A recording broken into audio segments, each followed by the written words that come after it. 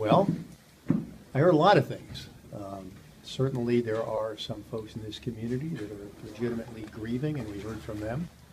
We heard a lot of folks who believe the First Amendment only applies to them and took great pains to shout down anybody that disagreed with them. Despite my ongoing disagreements with the police union, I have to say that their members tonight conducted themselves, I thought, with great restraint, given the ad hominem invective that was being unleashed on their work personally and the police department generally. So, you know, this is a controversy. This is a tragedy. I've said it over and over again. It's a tragedy for the family, a tragedy for Officer Manning. It's a tragedy for the community. But I'm not blind to the fact that there's a lot of people lining up to take advantage of this tragedy to flog their own agendas, and that was clear tonight as well.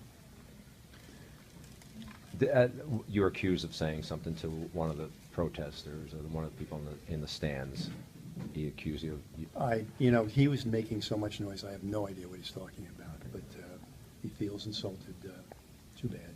What's your response to some of the people that thought you were being disrespectful by being on your phone and not being attentive to them? Well, I was on my phone, and yes, that's true. I was following developments with a 5-year-old little girl sitting on her dad's lap who just got shot in the head by a drive-by shooting. And if some of the people here gave a good goddamn about the victimization of people in this community by crime, I take some of their invective more seriously. The greatest racial disparity in the city of Milwaukee is getting shot and killed. Hello. 80% of my homicide victims every year are African American. 80% of our aggravated assault victims are African American. 80% of our shooting victims who survived their shooting are African American. Now, they know all about the last 3 people that have been killed by the Milwaukee Police Department over the course of the last several years. There's not one of them can name one of the last 3 homicide victims we've had in this city. Now, there's room for everybody to participate in fixing this police department, and I'm not pretending we're without sin. But this community's at risk, all right.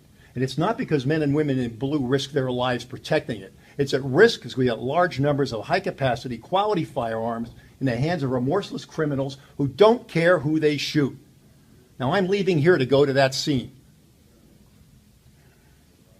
And I take it personally, okay? We're going up there, and there's a bunch of cops processing a scene of a dead kid. And they're the ones that are going to be out there patrolling and stopping suspects that may have guns under the front seat. They're the ones that are going to take the risks of their lives to try to clean this thing up. All right? We're responsible for the things we get wrong, and we take action. We've arrested cops, we've fired cops, and so on. But the fact is that the people out here, some of them, who had the most to say, are absolutely MIA when it comes to the true threats facing this community, and it gets a little tiresome. And when you start getting yelled at for reading the updates of the kid that gets shot, yeah, you take it personal, okay? Now, no offense, but I'm going up there now.